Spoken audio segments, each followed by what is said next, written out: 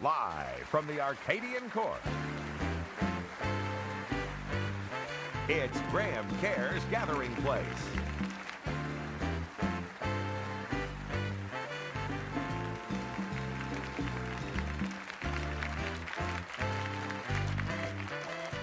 Now, here he is, the most successful gourmet in the world, international food expert, Graham Kerr. Lovely to have you with us. Wonderful. Hey, good to have you here. It's really special to have you come. Nice to see you. Oh, I love that smile. Hey, buddy. All right. I am so thrilled that you're here today. And the reason I'm so thrilled is because of my guest and what we're going to be talking about. Let me introduce you first of all. This is Dr. Kurt Ellison. Okay, let's have a go and see where we're going to today. As you know, we're on a search for comfort food, where people care about each other and care enough to wrap it up in pleasure. And one of those great places for doing this is the Greek islands. And that's where we're going to today.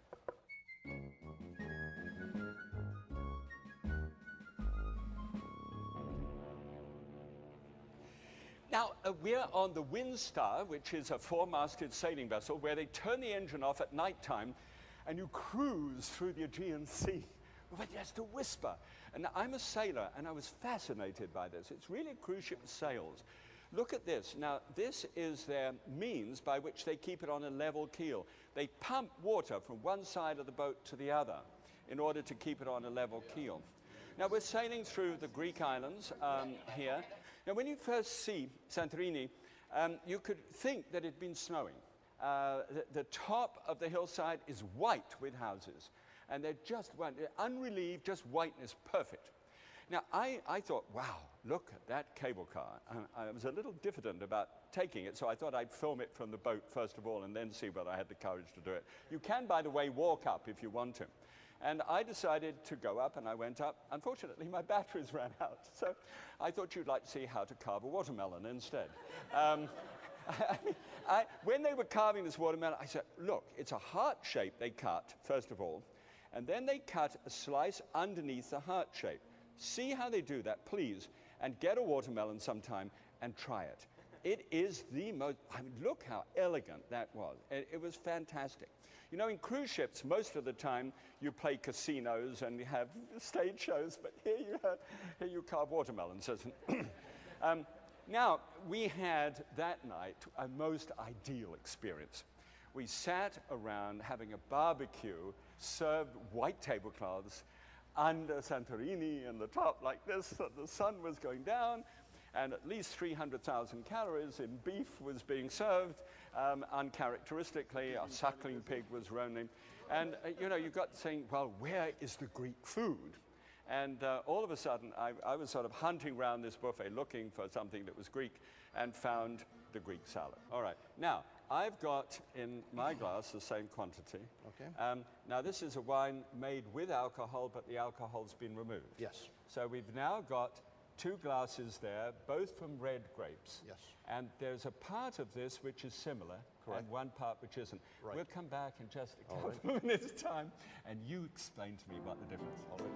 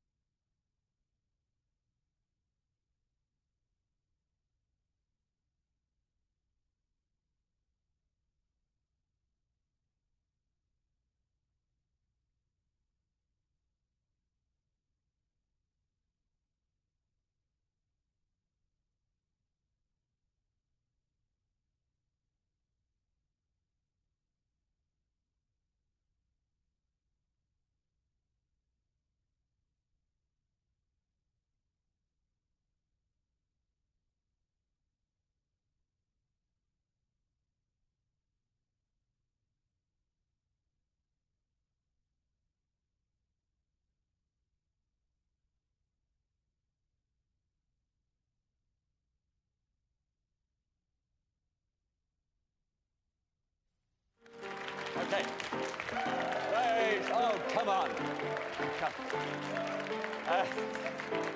All right. Now, this dish is going to employ some wine, and we're going to look at it from a culinary point of view as well. So, first of all, let's do this. We're going to talk a lot about olive oil tomorrow, but in the meantime, I always keep olive oil in this. It just keeps it from oxidizing in any way, and it also allows me to measure it. So, I want something as a basis for all the dishes that I do, everything that I do. I want to start with the natural volatile oils that come out of vegetables. And it's a terrific thing to be able to have good vegetables added to foods all the time, as many as possible, to be able to displace the meat. If anything needs to move out of the way in the middle of the plate, it's meat. The smart ones are moving to a shaving of meat rather than, a huge amount. I'll show you how to do that with this particular. All right, down into the pan, just finely sliced or diced, doesn't really matter, it all winds up in this dish, of the onions, and that's a good medium-sized onion, first of all. Now, the way that I've come to really enjoy crushing garlic, it's good, Okay, so 3 cloves of garlic. I'm not sure whether it's good for you, but it's marvelous, isn't it? So we'll just get a little of the garlic and onions just sauteing across in the top there now. All right, now here's the meat. This is for 6 people. And you'd have to say, Graham, you're kidding. But this is 12 ounces of lamb. And I think this is really quite a lot. I think you can actually get by with about 6 ounces, about 1 ounce per head. But right now, take this. This is very lean leg of lamb. Right? And if you've got a food processor or one of those things that you clamp onto the side of the bench, then just pulse it. This is just a godsend. This really is. This you pulse about 12 times around. So what I do with this is just flatten it out on a plate. And this I would use with hamburger meat or whatever I was doing, and flatten it out as much as possible, and then take the onions and the garlic from the pan, and then really wind the heat up high under this. Just another little, you'll be pleased to see this, another little bit more olive oil. That's now smoking hot in the bottom of the pan, and we'll then take this. This is the reason why I did it in this fashion. By putting it down flat, I can now place it onto the bottom of this pan. And the pan is about a 10.5 inch, so it gives you enough space to be able to do this. You see, this meat is about 70% moisture content, or water if you like, or moisture, juices. And what I don't want to do is I don't want to throw in great clumps of this and then have it weep in the bottom of the pan. When you do this, water percolates, or the blood juices percolate to the top.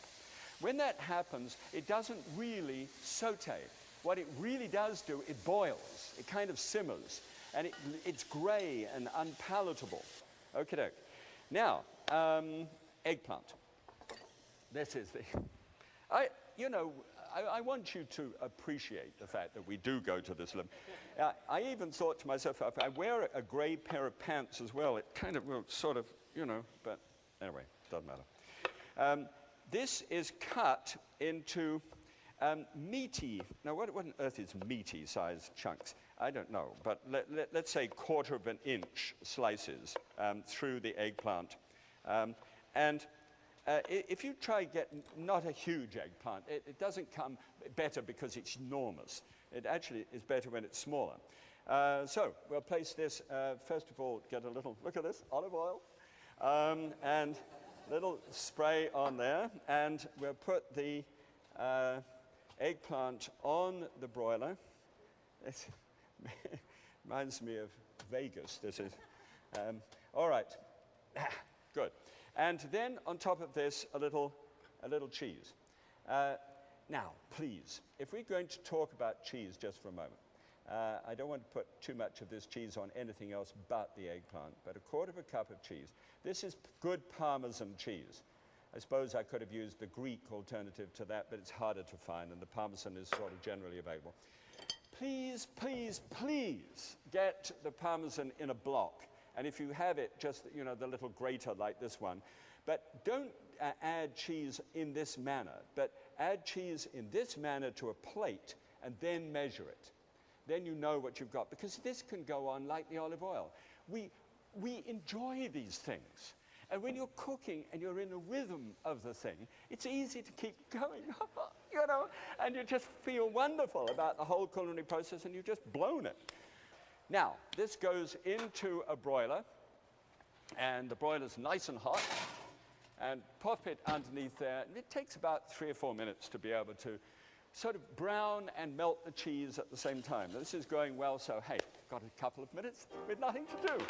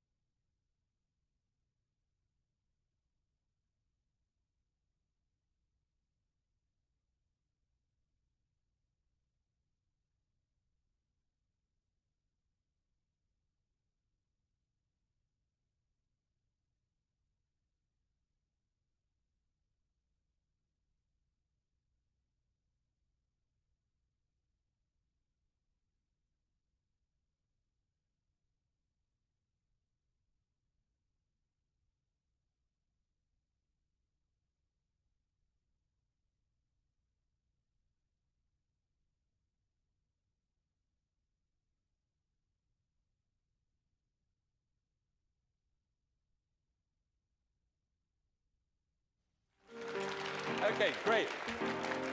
Thank you. This is browning nicely here. I'm just going to just fine. Now, what's happening here, as I was saying, is that if I turn this over, you see it's pink on the top. Now I've got that wonderful meat juices combination. I've made the most out of the meat. When you're going to add meat, then make the most out of it. What I do is to take a meat masher, or a potato masher rather, and I use it as a meat masher. Now, tomato paste is a couple of tablespoons full of this concentrated tomato that you've heard of. All right, we'll put a little bit of salt in, and here's my other thing. Just a quarter of a teaspoonful of salt. This is sea salt whizzed up in a blender so as to go into this. So you get good salt, and you can actually measure the amount. I've got a little pepper in there as well, which is done in the same fashion. Good. Marvelous. That's all right. Now, into this goes the red wine.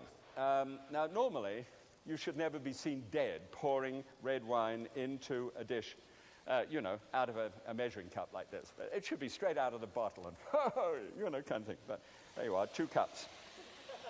2 cups of red wine, and that's done. Okay. Now, what we do is we simmer that with the onions and the garlic back into the pan now. See, I took them out of the pan because if I tried to actually get the browning process taken with the onions there, I would have burned the onions, okay?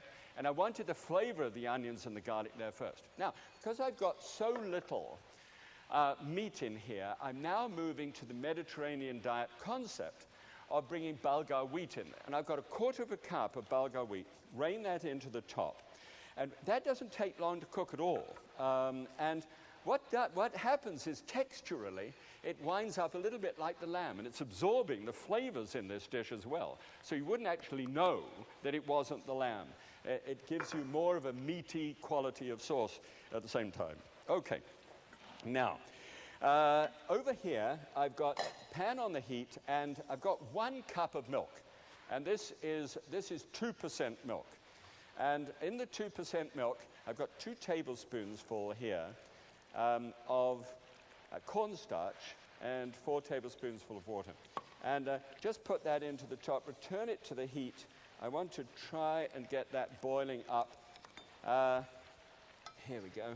Just make sure that you don't make a terrible goop out of this one. So it's enough just to stir that around in hot water, and cornstarch cooks so quickly. It's only 30 seconds that it takes to do. So, and we'll just pull that to the side and come back to this one. That's the white sauce that we're doing here. Now, in this one, we've got a couple of herbs which go to rest on this. One is a teaspoonful of oregano, which grows all up. You know what oregano is, where it comes from? Oros ganos, okay, which means the oil of the mountains. Oh, look at that, perfect. Let me just try and scrub these things out. Now you see those are nicely browned. There, that's just the stage at which we want them. Now, oros ganos, a little oregano, just 1 teaspoonful into the top, really speaks of it. And now the really amazing part of this, an 1/8 teaspoonful of cinnamon. Isn't that for buns? No, you guys, it's an amazing thing, this is. But there is that little flavor of cinnamon which crops up in Middle Eastern, and particularly as it reaches the eastern side of the Mediterranean. And you get this wonderful spiciness which crops up too. It's just wonderful. So that's doing well too. So we've got that done. Now, we seem to be at the assembly stage just after the sauce is made. The sauce is thick, and we pour into that either an egg or a half an egg. So we'll just stir that around. Don't go back on the heat again too much here, because what will happen is you'll curdle it. All right, we're going. Just a little nutmeg is scattered into the top of that, just enough just to determine that it's there. And a little cheese is going on to the top. Let's take this, first of all, this is the mix that has been made, and we'll pour that onto the plate at the moment. And now we've got this empty dish ready to go. And all you do is you take the eggplant and you put a layer of the cheese-dusted moussaka on the bottom there. And then you take a little of this plate full of stuff that we've got over here. Ooh-wee, and just shoot that in on top. Whoa. It's kind of messy, but don't worry. And then the rest of the eggplant becomes a layer. And you can keep on building it if you like. I just use this amount of eggplant. I think it's fine. You can double it up if you really like eggplant. And then, good. And then just shovel that onto the top as well. And you're off and running. Press it down all over. And now in Greece, what can happen, and I'll show you the numbers in a moment to show you what happens when this does happen, you get this most enormous quantity of this white, this custard, this white custard, on the top. It's really a white sauce. It's like a bechamel sauce. And it's poured all over the surface. And it's got this marvelous capping. It's rather like Santorini, with that white capping on the top. So this is it. Pour a little bit of cheese onto the top surface, and then take that and pop it into the oven. It's... oh, that's right, sorry. Now, it takes 20 minutes in the oven and then 5 minutes at the broil. That's all it takes to be able to get it ready. And that drops down into the bottom oven, and you've got it. You've got to have a small trapdoor. Ask for the oven with a trapdoor in it. It's a wonderful thing. We then can cut this into 6 pieces, if you will. And about this point in time, you say to yourself, this doesn't look very good. And it doesn't, you know. In fact, it's one of the worst looking foods that you can get. But there are nations of this world who have a marvelous ability to enjoy foods, like in India. In India, the food is wonderful. Looks awful sometimes. Good. All right. Let's try and shovel one of these up. And I'll show you how bad it can look. There. Look at that. Sorry, darling, but that's what the recipe said. These are portions, and in everything we try and do, we try and portion this out so that you are familiar with the fact about what a real portion looks like. So a little mushrooms cooked in a little lemon juice there, and then some nice broiled tomatoes just to kiss the side of this. And when you broil a tomato, when the Russian cosmonauts came back from the moon, they used to be rehabilitated with grilled tomatoes. And olive oil, I suppose. And red wine, vodka. And a little bit of parsley then. It's amazing what parsley can do. You know, when all is lost and you think, looks like the backside of the moon. It's over there. Good. Now, we have one quick thing to show you, which is you can do this dish, and it's really remarkable. It looks just as bad as the other one, but it's made only with mushrooms. You use the eggplant, but there is no lamb in that. And mince the mushrooms in there and carry on as you did before. And it is absolutely delicious. And I'll show you what those numbers represent. That's what it looks like when it's done. Okay, fine. All right, now we need someone to help us to eat this. And I've got to make this instantaneous decision about who looks as if they're worthy, and it's you.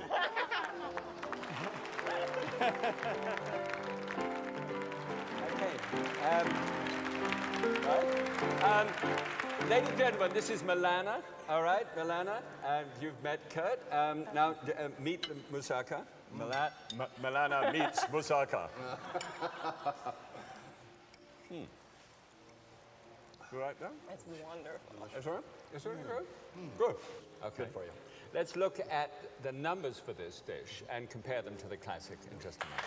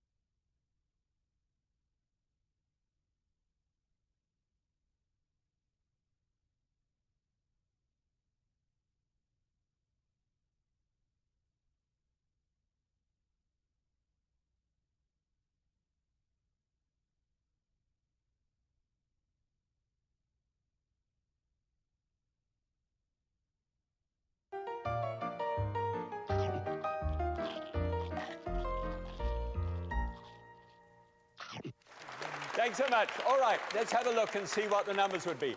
In the classic Greek one, which is with the thick custard on the top, it's 540 calories, 40 grams of fat in that one, and 17 of those are saturated fat, which we're going to talk about in our next program. 21 in carbohydrate and 1 in fiber. So let's have a look and see what we got here. 236, so almost half that. 9 grams of fat in total, only 4 in saturated, and when you consider it's meat-based, you know, that's amazing. 17 in carbohydrate and 3 in fiber.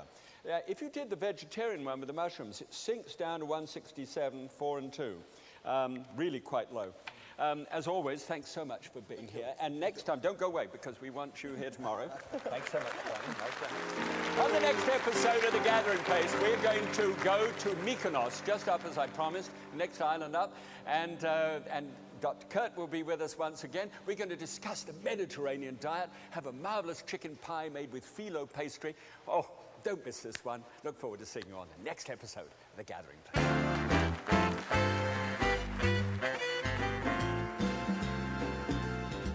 If you want to cook today's recipe with your friends, it's right here in The Gathering Place.